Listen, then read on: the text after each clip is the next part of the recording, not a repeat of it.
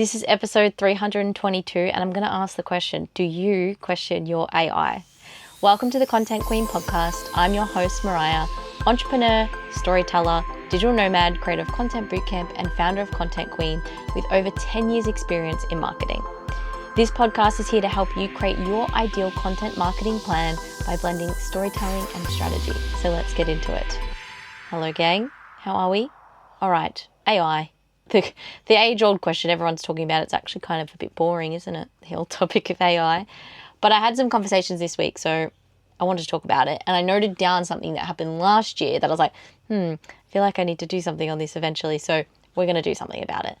So the question being, do you actually question your AI?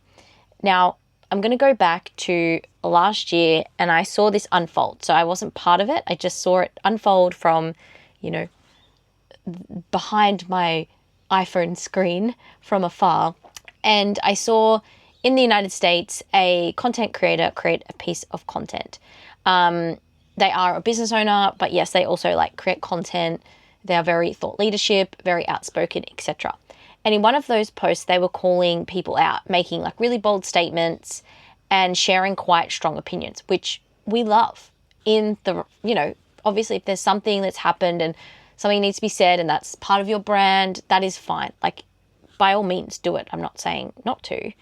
But the problem was there was a few layers to this. So if we go down a peg, the first thing is there were elements of AI that had created this piece of content, whether it was in the caption, maybe even some facts. I don't know what they used to get their facts and get their information, but it was clear that AI was used in the process of creating this piece of content. Again, not a bad thing. We all use AI to help us with caption. We all use AI to help us with research. We're going to it more than we're going to Google now, right? So that is fair. And then what was happening is they'd posted this piece of content, they'd called the people out, and then they were having people call them out back, questioning their information, asking for clarification. And what also had happened, so yes, they'd done the post, used a bit of AI in some capacity. I'm not sure about their research if they'd used AI, but it was clear that there was AI used. This is where it got a little bit messy, is obviously people were asking for a response, saying, okay, what do you mean here? Rah, rah, rah. And what was happening is their automated ManyChat was sending them messages. Check your DMs. It landed in your inbox because they had used a keyword in, keyword DM me or keyword me or comment me this keyword, I'll send you the information, because they had done a blog article or something on it, some long form piece of content, maybe their Substack, I can't exactly remember. And so then they were getting replies, these people that were like, hey, clarification, please. What do you mean this person? Or what do you mean by that? And then they're getting these DMs back hey, check your DMs. And obviously this DM would have been thanks so much for showing interest in my post. Here's a link to the Substack, or here's a link to the video, whatever they had done. And this is where it gets messy. This is where we go, yikes, this ain't good. Because these people were upset. These people wanted clarification. These people needed communication, and they were given AI back. Because this wasn't just a casual, here's my podcast episode, da da da. This was calling out people. This could have easily crossed into defamation. It can be really messy. And this is where those moments of automated response don't feel the best. They don't build trust. They actually do the opposite. And then they were having people huh? What do you mean? And then if people don't understand that person has used AI, that person who has received that check your DMs is or hey, thanks so much for your interest in your post, I've sent the link. They're what do you mean? And then so they're thinking this person is responding. And then if they even find out, oh, that is AI, either way, it's a mess, right? It's a lose-lose situation. So this story got me thinking are we trusting a little bit too much in our AI? Are we, with the research, with the putting together of the content, with the response of the content, where do we draw the line, and where do we tell people this is AI? What does this look like? So that is why we wanted to do this episode today. Also, I had a conversation with a potential client, I'll talk about this in a second, around, the use of AI, and they had someone using AI and they weren't giving back the response and the feedback from the AI. So then they just kept getting AI content back. And then this person who is receiving this content from a freelancer is going, like, this is a mess. So let's talk about it. I think, we need to talk about it. We need to address the elephant in the room because, we are relying a lot on AI. Not a bad thing. But when do we get to the point where we are the human in it, but are we the human just like copying and pasting it into a document and hitting send? Or are we the human actually doing the due diligence? And are we the human adding the things in place so people know where the AI is and where you are? Because it's Gen Z now are tuning out as well. So we gotta address this right now.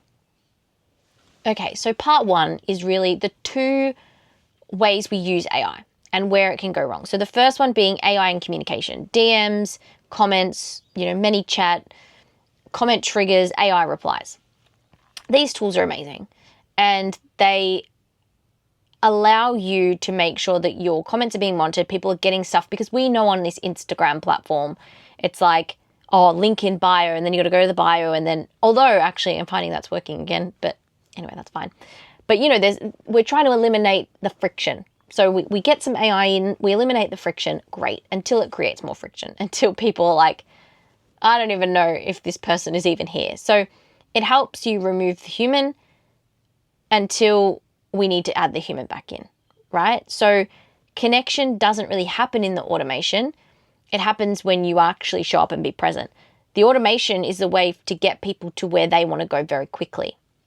So automation is great for systems, but not for sensitive, emotional, and high-stakes conversations. So being really mindful of where your AI is and where it isn't. And I had one client that wants to set something up, and really what we've been thinking about and talking through is how we communicate it in a way that it's like, this is AI just to get the ball rolling, and then I'm going to step in. Because that's where the trust is created. Like, hey, obviously I'm not this quick at messaging you back. This is an AI message that I have crafted myself. Or this is a message I've crafted myself and I have an automation set up to send you. You don't even have to say AI. As soon as you respond, I'll be there, right? It's just a way to just create that first initial communication, but you have to pick it up from the other end.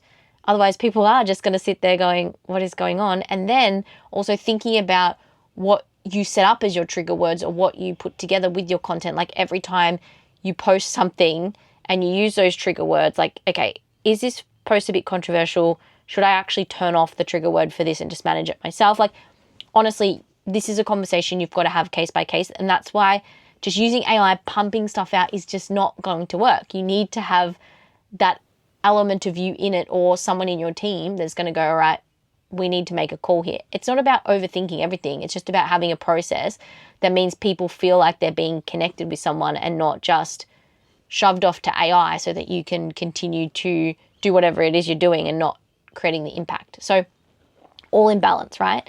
And then the second one is AI and content creation, writing posts, captions, blogs, emails.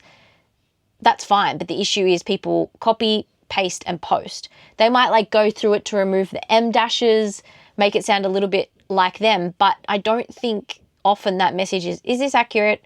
Is this true? Does it align with me?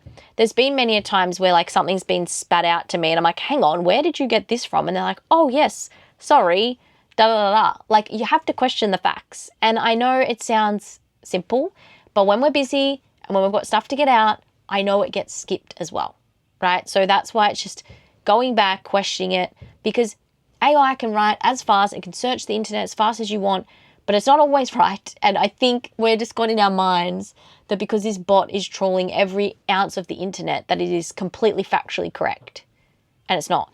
AI has hallucination, but it also pulls from any source. At the moment, it's pulling mostly from YouTube, Reddit, and LinkedIn. A lot of these sources are made up of people creating content, right? Like us. It doesn't mean it's always factually true. So that's why, always going back and questioning, where did you pull this from?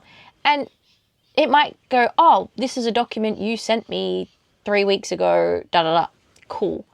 But it's always good to check, right? It's always good. The good thing about the AI is, unlike a person, they won't think you're completely insane for forgetting everything and just keep asking it the same question all the time, right? So then that leads into part two, which is the real question. do we trust AI or do we just hope it's right? Like, where do we, if AI is pulling from existing information, it's pulling from the sources that I just mentioned. It's pulling from anything that you've given it, and it's pulling from anywhere around the internet. So it might not always be fact checking. It's just spitting out what it's finding and trying to create what you need. Like, you've asked it something specific, so it's going to try and find stuff. Like, for example, if I'm trying to find statistics, it's going to find me statistics that I want, but it might not be exactly from my niche. I experienced this with, it wasn't quite the niche or quite the incident that I wanted stats on, but it wanted to give me something that I was after. So I was like, oh, hang on, that's not actually, like, I asked it to send the sources and it wasn't actually the exact stat, right? So I would have posted something that was completely wrong. So it is going to give you what you want. It's not always checking, and it doesn't understand sometimes, the nuance, the legalities, and the full context. You've got the full context in your brain and you're trying to feed it as much information as possible of what you need. But I also find sometimes we're a little bit vague, or like, yeah, it'll understand what I mean. And it's giving you something and you go, great, that's exactly what I needed, without properly checking the sources. Because the reason we use AI is to save time. But at the same time, we have to make sure that, yeah, we are saving time, but doesn't mean we cut corners in our information and our resources. It isn't also about like, oh, well, I've got to overthink it all and overthink the process to no end. It's just having that extra level of process and trying to work out what that process looks like for you. Where do you need to fact check? Where do you need to build that into the process of using AI? Okay, if I'm going to create social content, I feed it what I want the AI to give me. It comes back. Then I check it more for like, does it sound like me, etc. But then I check it for facts, anything I've given it, where it's pulled from, then copy and paste it into where it needs to go. So if we look at the third thing, like what should we be doing instead, right? What is the answer if you're like, all right, well, we're using AI to save time, but now you've just like added more steps in. The first thing is, if we are using AI, especially with automation, we be transparent with it. Obviously, we don't have to have at the bottom of every caption, this caption was written in assistance with AI, right? But if you're doing those automated messages, like I said before, have that acknowledgement that it is not you being really quick and fast. Having bits and pieces in there. Yes, people go, oh, well, surely they know I'm using AI. Some people don't. And again, if you've got those like tricky posts where maybe something's a little controversial and you've DM'd someone because they've mentioned your keyword, like, oh, disaster, okay? At least if they know it's just this automated message, it's like, oh, okay, like yes, I'm annoyed at them, but I'm less annoyed at them than if I thought they had just responded to me. So make sure we're looking at that and having that simple line in there that acknowledges that you are going to be on the other end at some stage. That creates that trust, that clarity, and that honesty. Then the second thing is obviously keeping that human layer onto it. Reading everything, editing everything, sense checking it, but then also fact checking. As I said, adding that extra layer of fact checking. Hey, just curious, where did you get this line from, or this piece of information? It's okay to question AI, because the more you do that, the more it'll get a sense of what you're looking for, right? The good thing is, if you're using AI, like if you're voice noting it and you're giving it everything and it's just putting it into a cohesive caption, then it shouldn't be taking anything else except for what you've given it.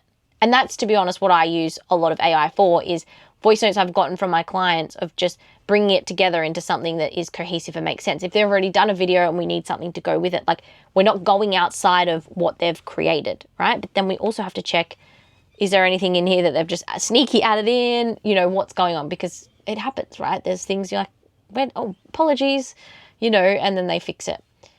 Your voice matters, your perspective matters, and it's not about AI replacing it, it's about supporting it. So if you're giving it that, you'll keep using it to fact check, using it to give your insights and information, then that's what it's doing. It's not replacing you, it's supporting you. And then we have to train your AI like a team member. So, for example, as I mentioned before, a new client talking about working with a freelancer, they had used AI and it was really clear that they'd used AI, and then he would give feedback and then he felt like he was giving the same feedback all the time.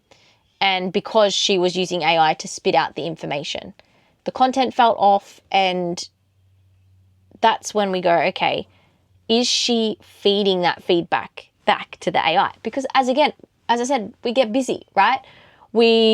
Cool, thanks the client. Well, we've edited that, great, we'll post it. But if we're not feeding it back to the AI is going to keep giving you the same stuff unless you tell it. So my understanding and my assumption was that this particular freelancer was getting the content from the client edited, posting it, and then using the chat. And I could be wrong, but it seems like that is the solution of, oh yeah, cool, we'll feed back that feedback into ChatGPT so that every time it's starting to understand the tone, etc. It's not about treating AI like this superhuman. It's like a team member. So just like any team member, you would continue to give it the feedback so that it can get better with time. And that's where, like, if it can't improve if you're not telling it. Yes, you can say, oh, can you fact check this? Can you do this? But it needs to get what you've finally put out, put back into it. You need to tell it. It's just like an assistant or a marketer or anything. If you're taking their content, changing it all and posting it and not telling them the changes that you've made or not showing them, they're not going to know. So it's the same thing with AI. And then the last thing is building the smarter systems, right? So thinking about each channel you're on, each platform you're marketing, anything that you're doing, and having that process. So if it's podcasting and we have a chat for podcast in ChatGPT, and this is all podcast related, and this is the process we do for podcasting. AI helps us generate the notes, we record the episode, we generate the transcript then fuels, the show notes, which we've given it a template of show notes, and then we keep giving the feedback back to the chat so that it knows. Again, these extra steps, but they're going to make that system smarter in the long run. Having different tasks and channels or chats for emails, social content, specific clients, etc. Like not making sure everything is separate, because otherwise the AI is also going to get confused with things that you've done in different times and try to bring that context in, and it may not make sense. It may not make sense to what you're trying to do. So then you can feed it your tone of voice, your feedback, your correction examples for each individual task, as if it each has its own team member. You have a podcast team member, you have an email marketing team member, and then I know obviously you've got Claude, ChatGPT, they now have things like projects and skills, so you can feed across information, because obviously sometimes it all works together. But it's just making sure you're not creating this big chat of confusion mess where it has no idea what you're doing and what you're talking about on any given day. These things take time to build. AI is not like you sign up, you put your money in, or you sign up for free, and then all of a sudden you've got this team member that can do everything and anything. And it's not unrealistic to think that though, because that's what we've been sold. We've been sold that this is what AI can do for us. But we need to put those processes in place to make sure these things don't happen. So if we go back to, are we questioning AI? Are we questioning it enough? Are we trusting it too much? It's really about how can we use it as a guide? How can we use it as a team member? And be really honest when maybe things like automated messages or AI has failed us, because we can only learn and grow from this. We're evolving, we're learning. And this thing is so new. It's only been here for the last few years. It is so brand new to us. We are still managing it. People still don't know what the future is going to look like, even though we've had 1,000 predictions around it. But it is a powerful tool. It is your responsibility as a business owner that you make sure you're in control of how it gets used. You're not relying on it for your growth. You're not making it be the be all and end all. It is just something that you use to support you like a team member. And again, it's easy to think that it's going to save and change our lives because we've been sold that. So if we just take a step back and we use it in our business, but we keep that reminder that we are always involved in the process, we're always evolving the process, because it's your voice, your judgment, and your integrity at the end of the day. AI ain't going to save you from that, right? But be a content queen or king, and remember that developing your strategy and story develops your business. Thank you so much for joining me today. Please don't forget to share this with all your business and entrepreneurial friends, especially those if you've been having lots of AI conversations with friends, with business owners. This is a good one to send, because it's just, it's getting us thinking. Obviously, people are always like, oh, I don't want AI just to take over my brain. It is a good mindset to be in, but it's picking and choosing your battles, what you use it for and what you don't. And that is up to you, and that is totally 100% your decision. So share it with anyone that you've been having conversations about AI. Leave a rate and review. We've got some amazing guests coming up. We do have some AI conversations in the future. We've got lots of different content coming up. So if you love hearing from people, leave a rate and review. It does keep me, getting new guests on, because we end up in the charts, all that. I've shared that many a times. You can also tag us on social media, share this to your stories, tag us at Content Queen Mariah. And if there's any topics you want me to talk about, any questions you have, please DM me on TikTok, Instagram, LinkedIn, all the places. Follow me there, talk to me there, and I would love to hear from you. I'll talk to you soon. Bye.